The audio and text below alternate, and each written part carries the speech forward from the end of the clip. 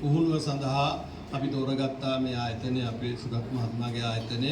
ඒ තෝරා ගැනීමේ ප්‍රතිඵලයක් හැටියට තමයි පළමු වැඩසටහන තුළ මමත් ඇඳලා හිටියා.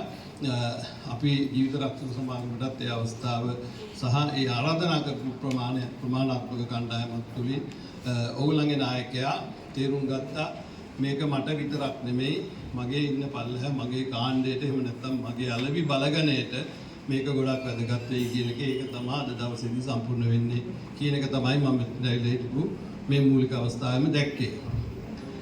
ඉතින් ඇත්තට මේක ගත්තොත් අපි රක්ෂණයේ වචනේ පරිසමාප්තියෙන්ම රක්ෂණය හැදෙන්නේ ලොයිඩ්ස්ලා තමුන්ගේ නැවගත කිරීම වල තියෙන අවශ්‍යතාවය එහෙම නැත්නම් ඒ හානිකර තත්වයෙන් මිදීම සඳහා එකතු වෙලා ගත්ත වැඩපිළිවෙලක් කෙටියෙන් කියනවා නම් ඉස්සරහට යන වැඩපිළිවෙලක්.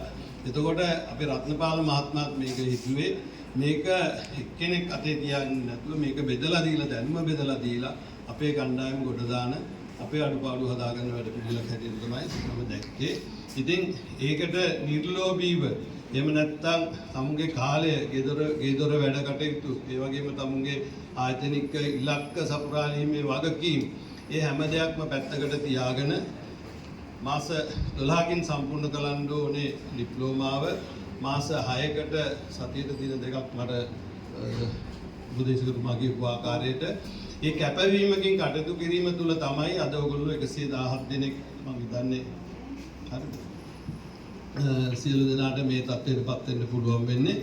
ඉතින් මම ඉල්ලීමක් කරනවා ඒ දැනුම තවදුරටත් තවත් අපේ ආයතනයට එකතු වෙන ඉන්න සහ අලුතෙන් එකතු වෙන අයව දැනුවත් කරන්න ඕගොල්ලෝ පැදිහත් වෙන්න. අපි මේ ඩිප්ලෝමාව තුලින් මේ අධ්‍යයන කාල සීමාව තුළ අපි ඉගෙනගත් උගත් දේ තුළ අපිට පුළුවන් වෙලා තියෙනවා නම් අපේ ව්‍යාපාරෙම වශයෙන් යම් ප්‍රසාරණයක් අරගන්න අපි කරපු වැඩ ප්‍රමාණය ඊට හැපතට ගෙනියන්න අපිට මනස හදාගන්න ඒක තවත් අයට කියලා ඒ තුලින් ඉස්සරහට යන්න මේ වගේ වැඩසටහන් මම හිතන්නේ ජාතික ගුණ කල්මහතුමා මගින් සංවිධානය කරගන්න පුළුවන් නම් ඒක අපිට ලංකාවටම ව්‍යාප්ත කරලා ආයතන වෙනුවෙන් කරන්න පුළුවන් දෙයක් කියන එක මම මේ අවස්ථාවේදී ඔයගොල්ලන්ට කියනවා.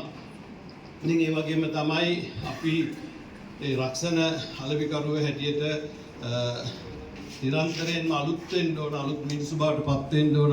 අපි ගෙදර දොරක වැඩකට ගිහිල්ලා රක්ෂණයක් විකුණන්න ගිහිල්ලා ඒක කතා කරලා ඉවර වෙද්දි දොරෙන් එළියට බහිද්දිම රෝස මල් ගහේ මල් තියෙනවා කොට අනේ මැඩම් මට මේකෙන් අත්තක් එක්ක මලක් කපලා දෙන්න කියලා ඉල්ලර පුරුදු තියනවා කියලා මම අහලා තියෙනවා. ඕගොල්ලෝ ගාව නෙමෙයි වෙන්න ඇති.